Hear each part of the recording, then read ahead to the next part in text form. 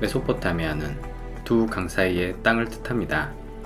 두 강은 사다리처럼 평행하게 달리며 간격이 좁은 곳은 40km 정도밖에 되지 않습니다. 면적은 한반도의 3.5배에 달하며 주변에는 산이 전혀 없는 황량한 대평원이 펼쳐집니다. 메소포타미아는 아시리아, 아카드, 바빌로니아, 수메르 제국을 모두 포함하는 폭넓은 개념으로 사용됩니다. 북서부 아나톨리아 토로스 산맥의 지류들은 카라수강, 무라트 강으로 모아지고 이는 다시 합쳐져 2735km의 유프라테스 강이 됩니다. 수메르인들은 유프라테스 강 수로를 통해 뗏목으로 아나톨리아 구리를 수입했고 강의 이름을 구리를 뜻하는 우르드라고 불렀습니다. 터키의 반 호수, 자그로스 산맥의 북동부에서 발원한 지류들은 모아져 1930km의 티그리스 강이 됩니다.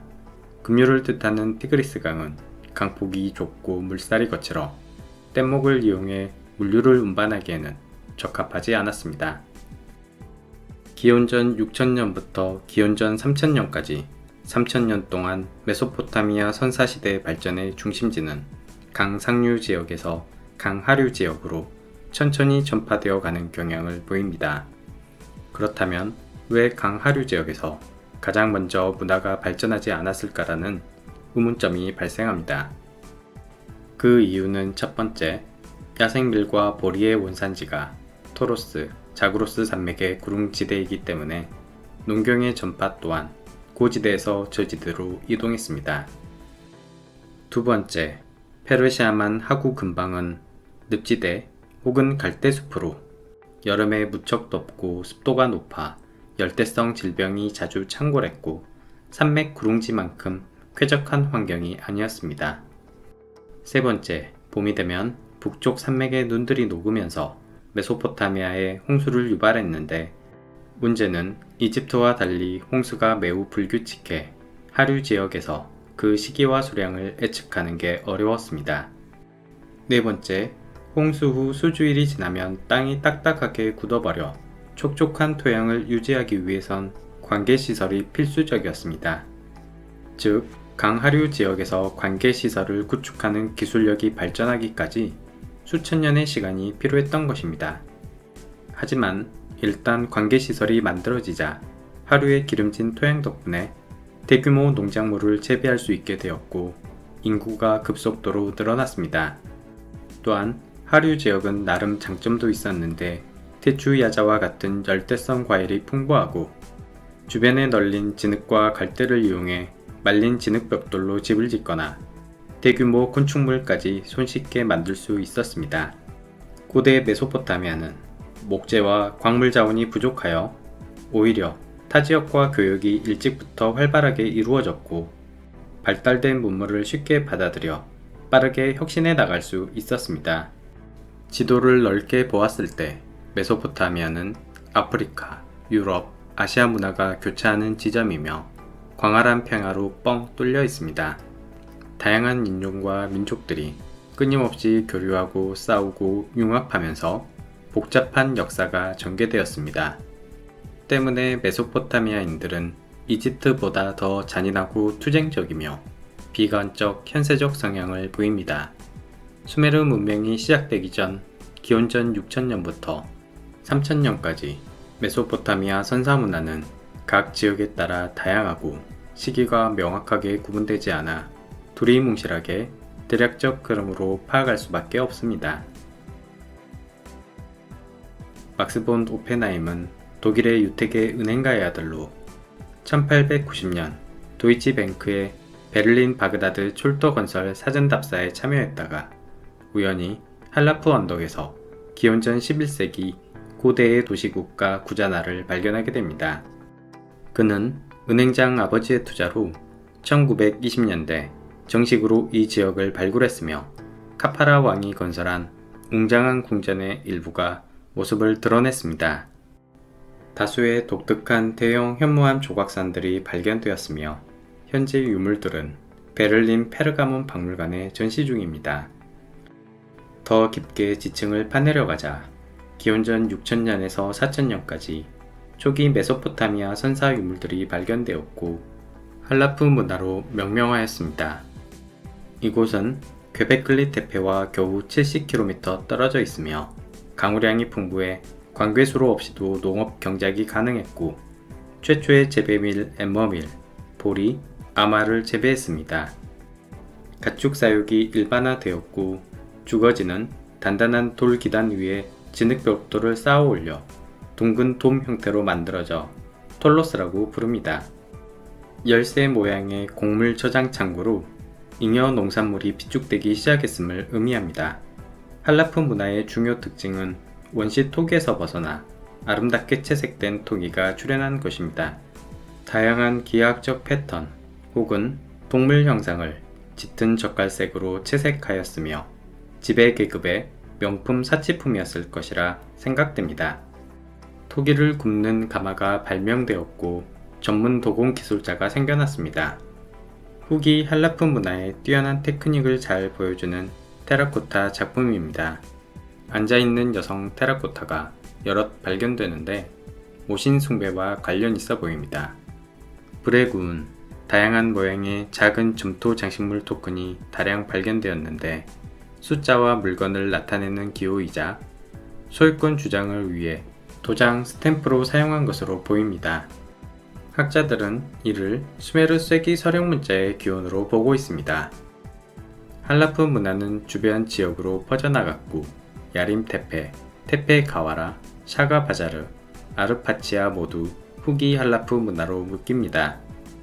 이 중 텔 아르파치아를 간단히 살펴보자면 1933년 영국 고고학자 막스 멜로원과 그의 아내이자 추리소설의 여왕 아가사 크리스티가 함께 이곳을 발굴했습니다.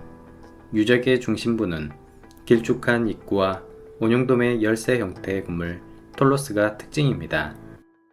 다수의 가마와 아름다운 채색 토기들이 발견되었고 마을을 방어하는 성벽과 무기가 전혀 없어 전문적으로 토기를 만드는 평화로운 공방 마을이었을 것이라 추측합니다. 막스 멜로온과 아가사 크리스티 부부는 기원전 3500년경 텔 브락의 소규모 신전 유적지에서 이티를 연상시키는 1000개가량 조각상들을 발견하기도 했습니다. 크기와 형태는 제각각 매우 다양하지만 코와 입이 생략된 커다란 두 눈이 특징적입니다. 텔 브락의 고대인들은 눈이 영혼을 나타낸다고 믿었으며 커다란 눈을 통해 강력한 주술적 힘을 표현한 것처럼 보입니다. 후대 수메르인들 또한 비정상적으로 커다란 눈을 강조한 조각상을 만들었으며 텔 브락의 신앙이 영향을 미친 듯합니다. 1944년 세톤 로이드가 이끄는 시카고 대학팀은 티그리스 상류의 하수나 지역을 발굴했습니다. 기원전 6000년에서 5000년 사이 시대 지층에서 500명가량 주민이 거주한 작은 마을 유적이 확인되었습니다. 진흙 벽돌 집안에는 직사각형 요리 화덕이 놓였고 안뜰 마당과 폭이 좁은 길, 소규모 광장, 공공의 곡물 창고가 존재했습니다. 이 지역은 강수량이 적어 물을 끌어와야 농사가 가능했고 최초의 관계시설 흔적이 발견되었습니다. 빗금선 무늬가 특징적인 하수나 토기의 모습입니다. 1914년 독일 고고학자 에른스트 헐즈펠드는 티그리스 중류 사마라 지역에서 기원전 5000년경의 선사시대 유적을 발굴했습니다. 참고로 사마라는 9세기 아바시드 왕조 때 만들어진 바벨탑 형태의 나선형 모스크 첨탑으로 유명한 곳입니다. 사마라 마을의 규모는 하수나보다 2배로 커져 1000명가량 주민이 살았고 주거지가 개량되었습니다. 그리고 역동적 스타일의 사마라 토기가 출토되었습니다. 새와 물고기, 사슴이 빙빙 도는 소용돌이 문양으로 장식됩니다. 중앙의 스와스티카 문양이 인상적인 토기로 스와스티카는 행운을 인도하다라는 뜻을 갖는다고 합니다. 근처 텔 에스사완 지역에서 발견된 모신의 조각상들입니다. 얼굴 없는 한라프 작품과 달리 눈과 코, 입이 표현되고 있습니다. 1919년 영국의 고고학자 레오나드 울리는 이라크 유프라테스강 하류 황량한 평원의 작은 언덕 텔 알 우바이드에서 기원전 5000년에서 4000년 기간에 발전된 선사시대 유물을 발견하였습니다. 우바이드 유적에서 동쪽 3km에는 그 유명한 우르의 지구라트가 위치하고 있습니다.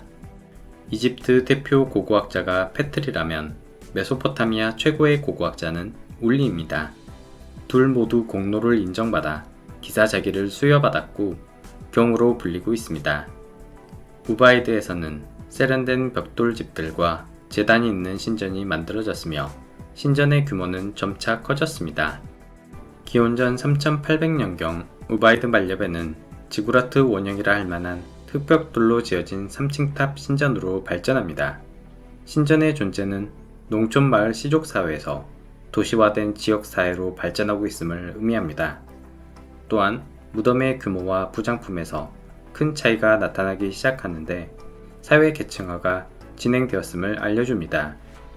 우바이드인의 대표적인 작품은 뱀의 머리를 가진 인간 조형물로 뱀머리 여인이 아이에게 젖을 먹이는 기괴한 테라코타가 특히 유명합니다.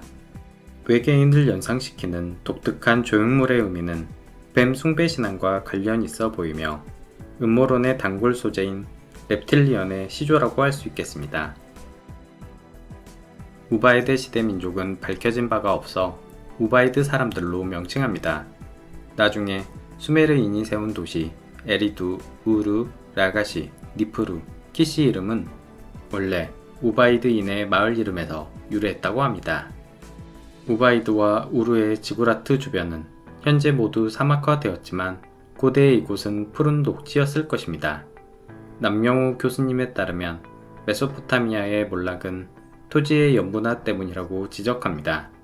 광활한 지역으로 운반되던 광개수로의 물은 뜨거운 햇볕에 노출되어 증발되고 소량의 염분들이 세월이 흐르며 점차 농축되어 땅을 황폐화시켰다는 것입니다. 메소포타미아인들은 광개수로를 만들어 비약적인 농업 생산력을 토대로 최초의 문명을 꽃피웠습니다. 하지만 역설적이게도 광개수로 때문에 땅이 황폐화되어 몰락했으니 참 아이러니라고 할 수 있습니다. 현재의 발전된 문명 때문에 환경 오염과 지구 온난화의 위기에 처한 우리에게 많은 교훈점을 안겨주는 것 같습니다. 다음 영상에서는 수메르 문명의 탄생, 길가메시 신화와 문자가 탄생한 우르크 문화를 다루도록 하겠습니다.